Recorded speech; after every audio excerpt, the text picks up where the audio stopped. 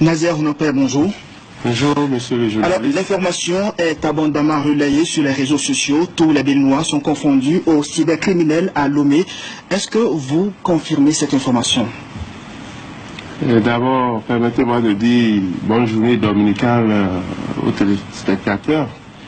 Et je vous remercie pour l'occasion que vous m'offrez pour vraiment rassurer les populations qui vivent dans une torpeur depuis que certains ont choisi d'intoxiquer.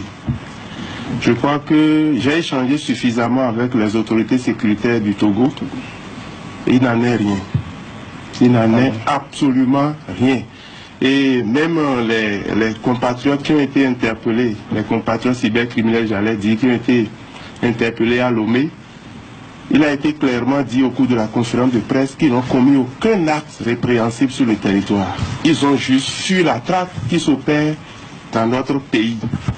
C'est vrai que la semaine dernière, 2 individus pris en flagrant délit de vol ont subi le dictat des populations, c'est-à-dire la vindicte populaire.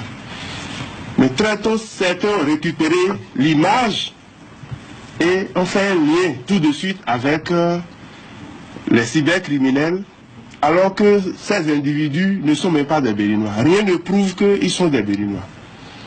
Moi, je voudrais vraiment rassurer aussi bien les Béninois. Alors, cette rumeur. Bon, les auteurs sont les seuls à savoir pourquoi ils veulent opposer 2 peuples frères.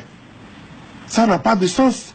Même avant d'entrer dans vos studios, j'ai lu qu'il y a des cybercriminels qui auraient enlevé des enfants à Dassa un peu partout. C'est faux. Donc, les gens choisissent, au lieu d'utiliser les réseaux sociaux pour éduquer, pour donner la bonne information, certains préfèrent se mettre dans leur coin pour créer la psychose. C'est pas normal. Moi, je voudrais vraiment rappeler les uns et les autres à la retenue. Lorsque vous recevez vous-même une information, prenez la peine de la vérifier.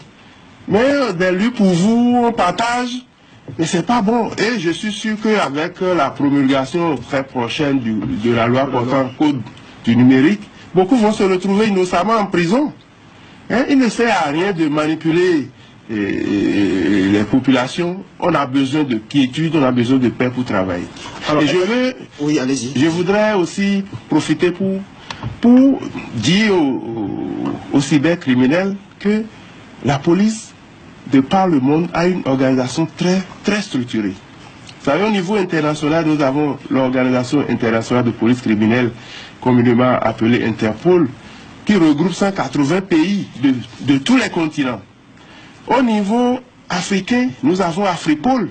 Donc tous les pays, tous les services de police africains sont dans un creuset qu'on appelle Afripol et qui assure l'échange de renseignements. Au niveau de la CEDEAO, nous avons le comité des chefs de police de l'Afrique de l'Ouest.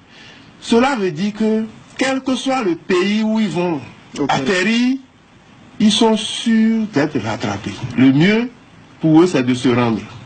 Alors, est-ce que vous confirmez l'information selon laquelle une dizaine de cybercriminels auraient été pris au Togo et extradés au Bénin?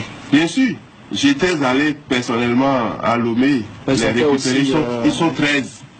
Ils sont 13 qui ont fui la traque ici et qui se sont réfugiés là-bas et qui ont été interpellés dans les règles de l'art. Il n'y a eu aucun traitement inhumain ou dégradant à leur égard. Ils ont été bien traités et c'est la coopération entre nos 2 polices qui a permis à la police togolaise